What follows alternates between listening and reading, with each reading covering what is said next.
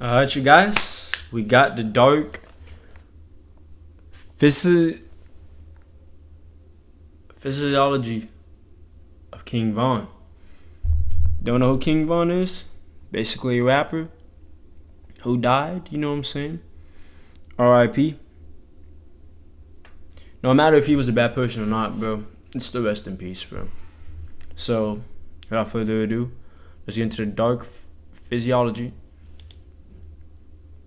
of King Von.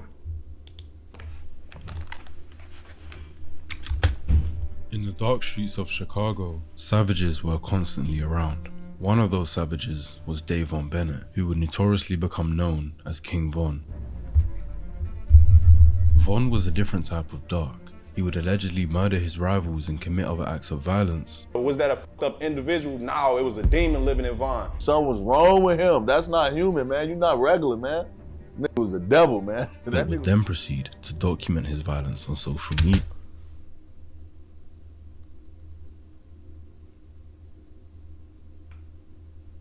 Imagine you see this tweet, bro, and you're like near you're near King Von's like vicinity, bro. I would be scared for my life. I can't even lie to you. Like, who? And this was at 1 a.m. too. Who in their right mind would just post this on Twitter out of all things, bro? Media mocking the deaths and making Wow, he's just laughing. Okay. clear how prideful he was about his savagery. Wow. As time would go on, he would become a successful rapper, and music would be a new way to document his violence in an artistic format, but still in a way that he was able to glorify his dark behavior. Von's life is marked by a series of traumatic events, environmental pressures, and personal choices that have shaped his psychological makeup. His alleged violence and actions have been documented many times by now, but this isn't one of those. This is a deep dive into the mind of King Von, to understand his psychology and explore his evil. What would you like up for? A body into a tomb. I'm sorry? There are murder cases on his file that he beat. He gets released because the witnesses come up dead. Some people need to be gone, bro, in order for shit to get better. And he one of them. If you got a YN saying this about you, bro, then you really mess with people's heads, bro. There's no way, bro. Hey, I can't even lie to you. His music is fire though. Like, am I lying though? Like, I'm not lying. His music is kind of, it's fire. Even though he's talking about killing people and how he did it, it's still kind of fire. When trying to understand why someone is the way they are, a good place to explore is their childhood. Von was predominantly raised by his mother Natasha, who also had 3 other children. Von's dad, Walter Bennett, was in and out of prison and had made a name for himself in the streets. He went by the name Silk and had ties to the Chicago street gang, the Black Disciples, or BDs. However, being in this life rarely comes to a good end, and Silk's end was deadly. Yeah, sniper. A nigga hit him with a sniper rifle. They at the fucking skate rink, but you know, that's another story. Shot dead with A sniper rifle? Von would lose his father at the age of 11 years old. This would not only hurt him, but create a bigger void in his childhood. Whether his dad was alive or not, him being in the streets a lot before his death deprived Von of a stable male role model, which can impact a child's development of identity, self-esteem, and understanding of societal norms. In fact, Von's stepfather was a drug dealer too, making drug money that could buy Von and his siblings nice shoes. So in terms of having someone to motivate him to get out the hood, that was void. The streets would have been glorified in his young, impressionable eyes.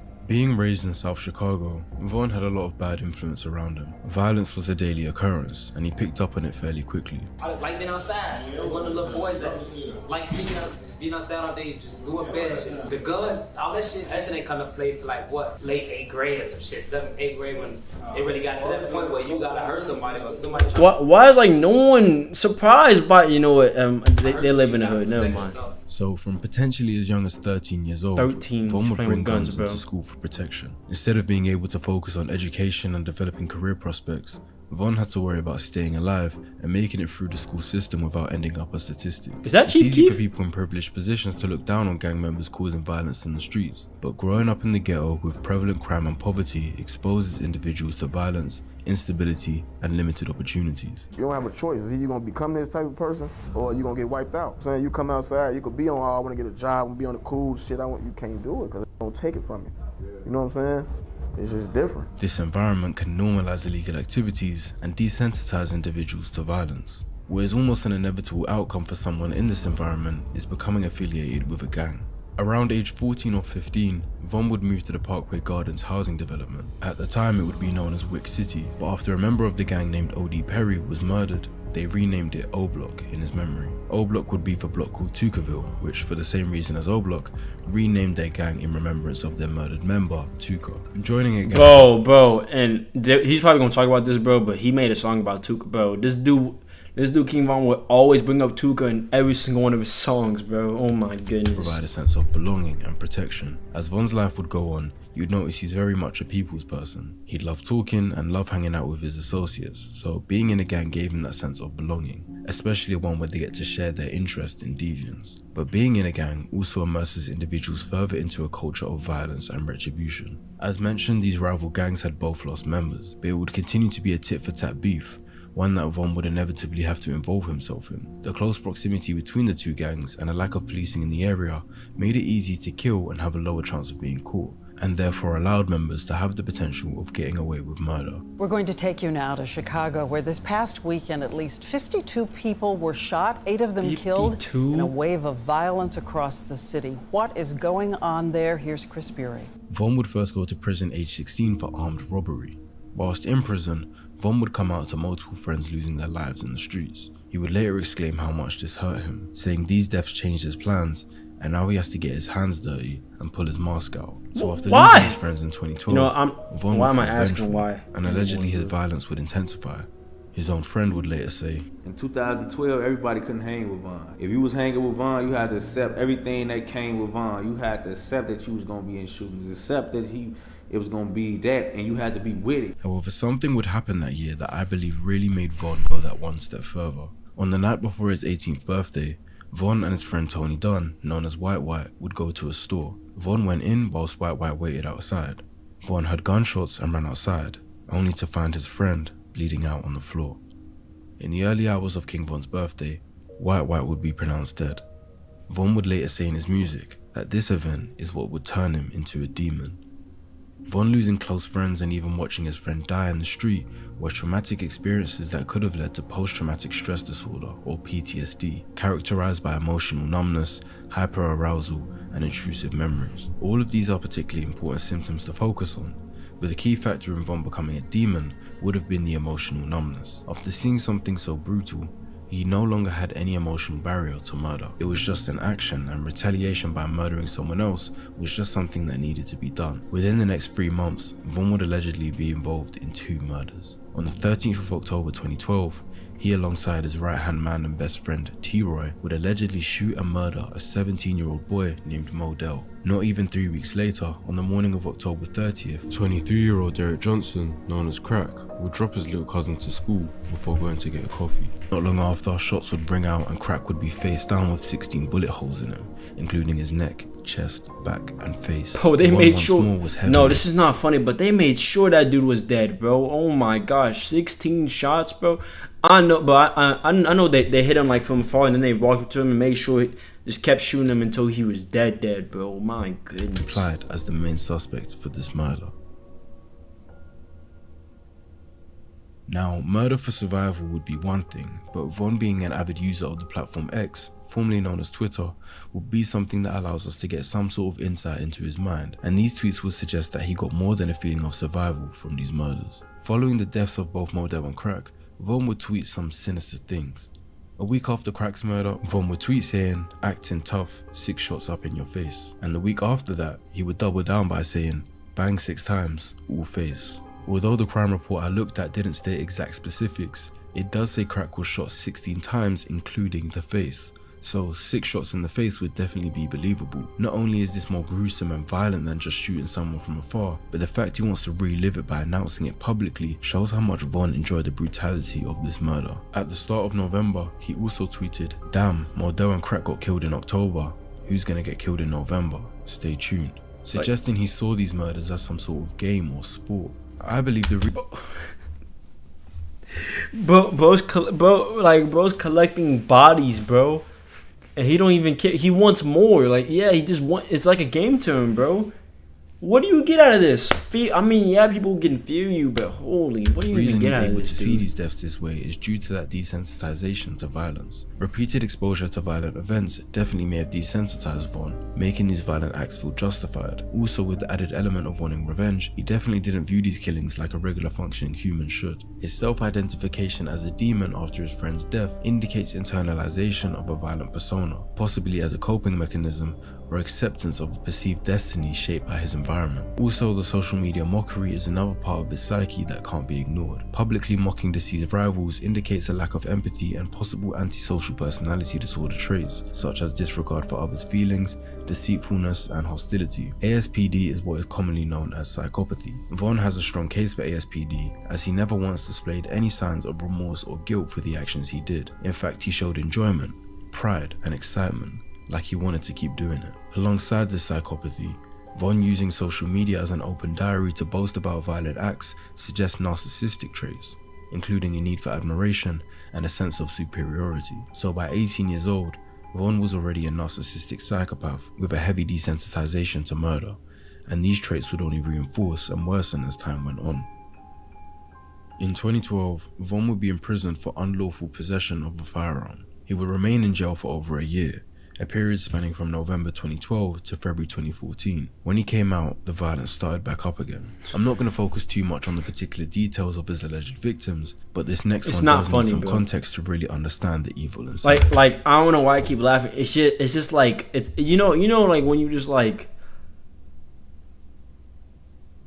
it's just amazing that he just goes right back, like bro doesn't even think about I bet you bro was in a freaking jail cell just like, oh yeah, I can't wait. Bro's probably thinking about his next victim. 17-year-old gangster disciple Jakira Barnes, known as K.I., was a legendary figure in Chicago gang history. The Chicago Sun-Times referred to her as a female assassin. Oh, never She was mind. allegedly heavily involved in the killing of O.D. Perry, so her beef with O-Block and Vaughn was intense. However, Vaughn would treat K.I. very differently to his male rivals. What? He would tweet her constantly and act as though he was flirting with her. However, it's highly probable that he never actually liked her, but was probably trying to manipulate her so she could let her guard down, allowing him to kill her. He would say, "I think I love you," and call her wifey multiple times. Someone years later also allegedly hacked her Twitter account and posted her DMs with Vaughn, and he was asking to sleep with her. This was prior to him going to jail, but when he got out, things got more hostile. Vaughn had lost a friend whilst in prison called J Money, and would come out to K.I. mocking his death on Twitter, a taste of his own medicine. She even tweeted that if she could, she'd dig J Money up and shoot him again. Vaughn would stop tweeting her for a couple months, and on April 11th, 2014, K.I. would be standing on a porch before being gunned down. She would be shot 9 times and be pronounced dead 2 hours later. Vaughn would be picked up by the police later that month, but he was never formally charged with K.I.'s murder. The police were unable to charge him due to inconsistencies with witness statements. However, many years later in 2021, police finally revealed the murder was indeed Vaughn's doing. Again, following this murder, Vaughn's mockery using social media will continue, tweeting, "I see people..." So this dude basically just flirted with this girl just to kill her. Like, bro, my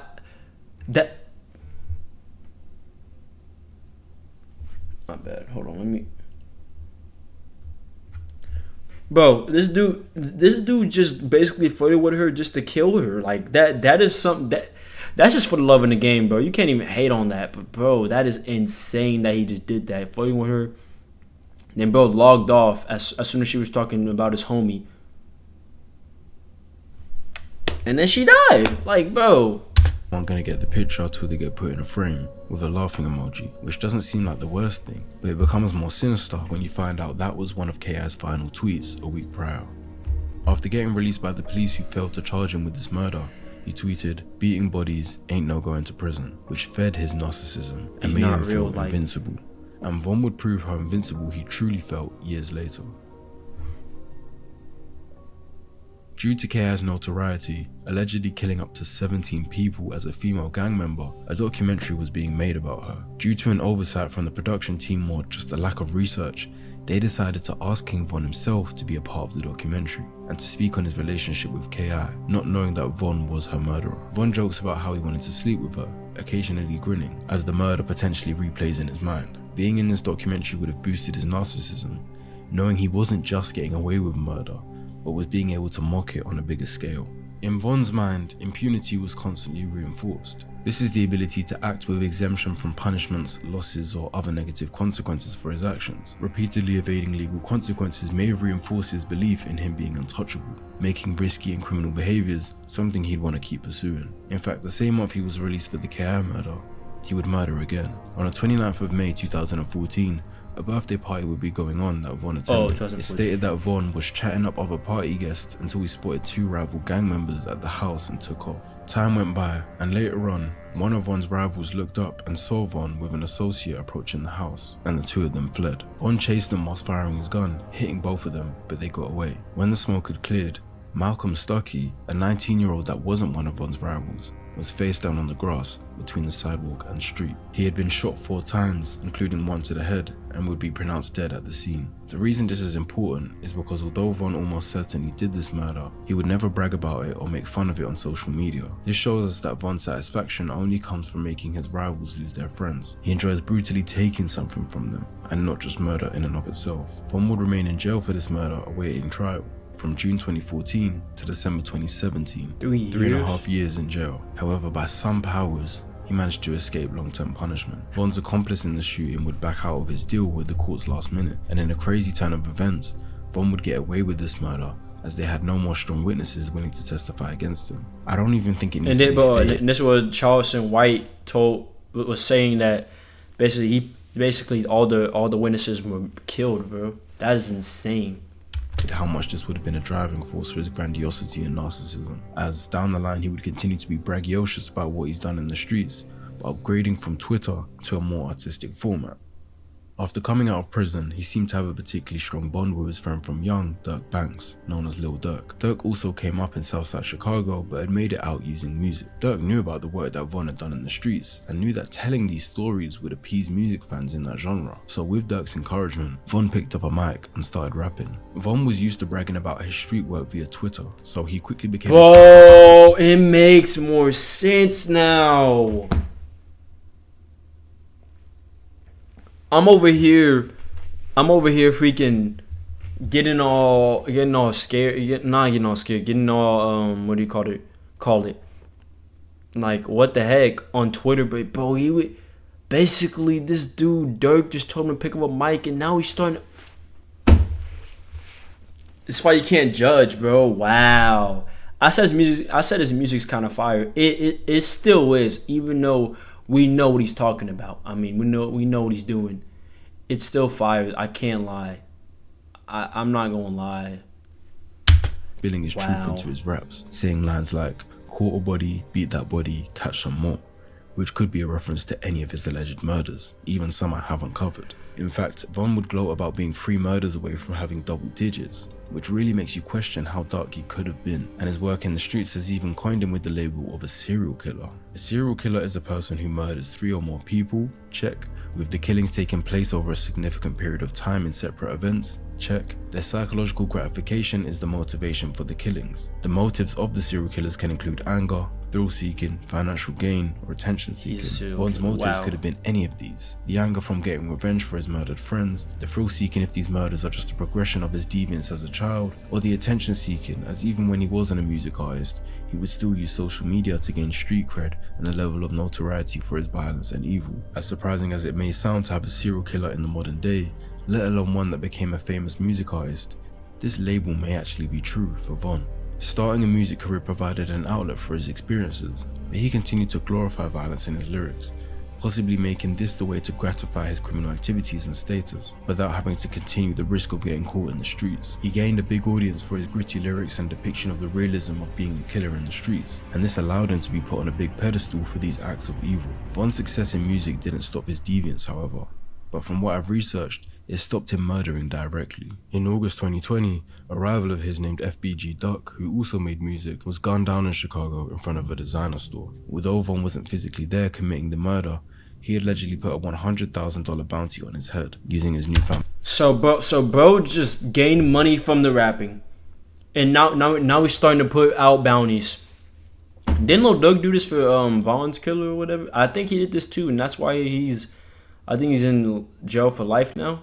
It's crazy. Music money. This further proves that Von's satisfaction comes from seeing his rivals die, more than the act of killing itself. Von felt on top of the world. In October that year, he put out a tweet saying, "Everything you out there doing in the streets, I've did it times 10 and got away with it. I got caught for it, got out again, and did it some more. Then I got rich and took care of everything and everybody. We'll never be equal." He clearly felt super prideful that he'd done so much and believed that he was the top guy in the game. But they say to never be too comfortable at the top. Can't, bro. Von had a minor beef with another artist named NBA Youngboy, who had an artist signed under him named Quando Rondo. And amongst the street nature, an associate of an op is also an op, so Von and Quando didn't like each other. One day after one of Von, my fault. Go back. Von had a minor beef with another artist named NBA Youngboy, who had an artist signed under him named Quando Rondo. And amongst the street nature, an associate of an op is also an op, so Von and Quando didn't like each other. One day after one of Von's shows, he would be outside a club and see Quando, and within seconds, he'd swing at him and start a fight. However, Quando's friend Lil Tim would hop out of the vehicle and shoot Von. Von had been hit multiple times and would later be pronounced dead. Bro, this dude did all this before 30, bro. This is insane work. Von's psychological profile is complex, shaped by early trauma, environmental factors, and individual choices. His behavior suggests the presence of antisocial personality disorder, characterized by a pervasive pattern of disregard for the rights of others and societal norms. The combination of a traumatic upbringing, lack of positive role models, reinforcement of violent behaviors, and absence of legal repercussions created a perfect storm for the development of his criminal identity. The only time Von ever showed vulnerability was upon learning about his best friend's death while he was incarcerated. Von was imprisoned awaiting trial after his murder of Malcolm Stuckey, and during that time, his best friend and right-hand man T-Roy, who Von had committed a lot of these violent acts with, was shot and killed in a shop. Von would admit that upon hearing about T-Roy's death, he was in tears. This my dog. Before they get my dog, I was locked up. Kill me, I broke down. I ain't cried so long. His admission of crying indicates that he was capable of deep emotional connections, albeit limited to a select few. It was the same emotions that he channeled after the losses of his other friends to turn to killing as revenge. Despite these moments of grief, he did not regret his involvement in the street life. This suggests a compartmentalization of his emotions, where he could experience personal loss without reassessing his lifestyle choices. His music career, which celebrated and glorified his violent actions, not only reinforced him being dark and twisted, but also potentially influenced others, perpetuating the cycle within his community.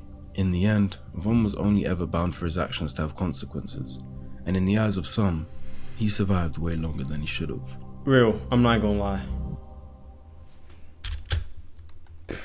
Bro. This dude King Von, bro.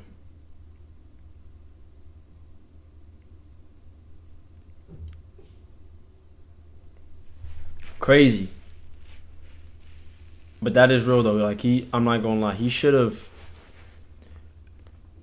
Like no offense, he should have been dead by the age of 19, bro. But you know he survived way longer than he should have. He even had a rap career out of it. You know what I'm saying?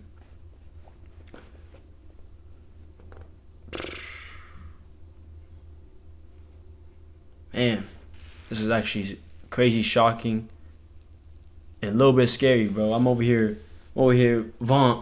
I'm over here doing that. No, I did not know he killed all these people, bro. I knew he killed a few people, but not all these people. And he did. And this dude even said he didn't even like just uncover all of his murders. That was like some of it, which is insane. But, hey, man. Does this make you not want to listen to King Von no more? No. Until next time, I'll see y'all guys later, man.